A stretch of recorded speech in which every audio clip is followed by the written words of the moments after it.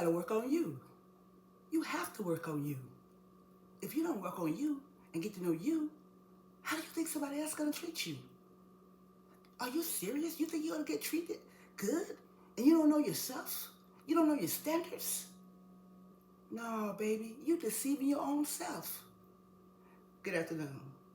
Welcome to Becoming Whole with Thomas said. Today, we're going to just have a little conversation on relationships. You see, I have just discovered that we as humans, we don't take the time really to get to know who we are. And that is costing us.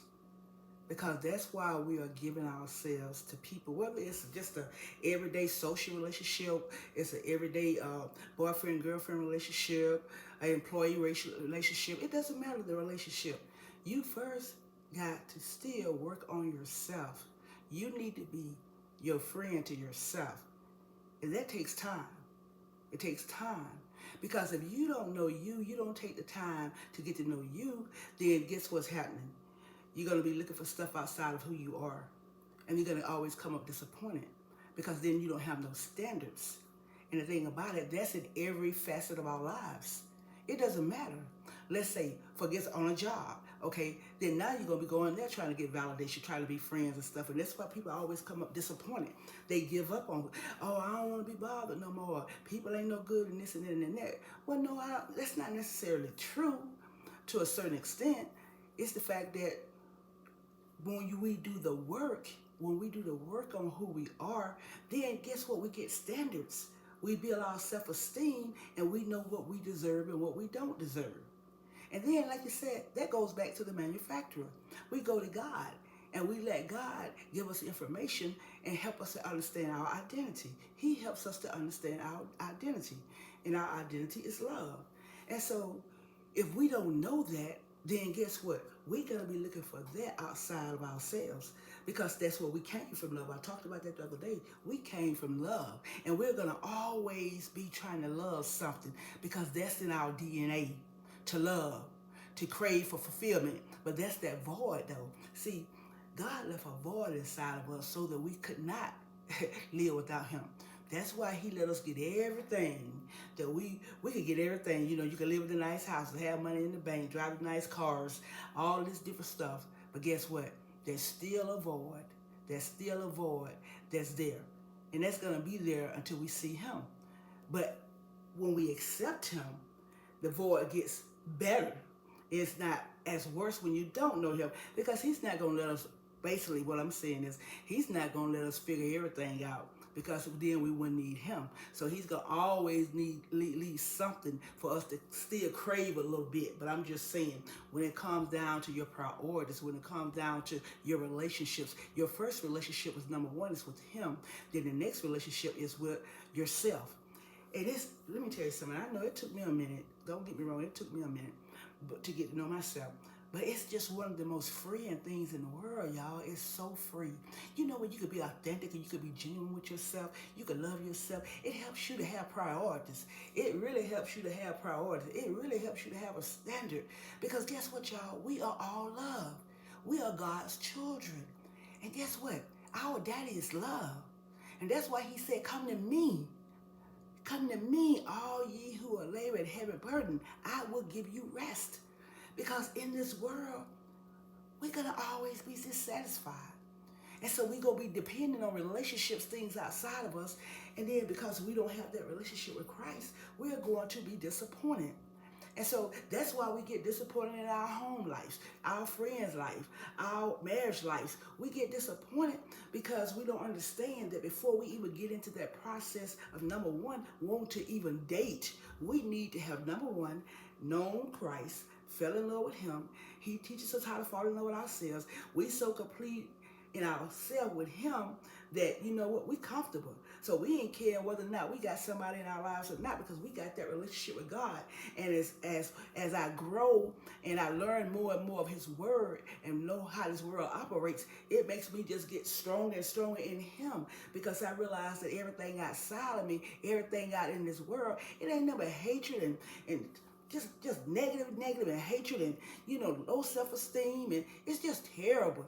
And that's why it's so important that in order for us to really maintain any kind of decent relationship, guess what? We got to know who we are. Because you're going to forever be disappointed with people if you don't understand who you are and don't understand who they are. Because see, love is going to give you back love. A person that knows him or herself in Christ, that's going to be a person that's walking in love, or trying to walk in love. And that person is going to always want you to be walking in love. That person is going to do everything in their power to help you to become free. Because love is freedom. Everything else is pain and darkness. And so if you don't know that, guess what? You're going to be walking in darkness. And that's why people be like, I'm tired of trying relationships because everything, they don't work. And then some people turn to the opposite sex because they feel that, well, maybe if they go to the opposite sex, maybe they get love there. No, it's not going to work there either because that's out of order. But at the end of the day, it's about getting that firm relationship with God, spending that time with yourself, falling in love with you, doing the disciplines that you need to be okay with yourself. Because before God really gives you your God husband, the one that is going to take care of you, yeah, you can work if that's something you want to do, but he's going to know his role. He is the provider. You're the nurturer. And guess what? You want to be able to do it God's way.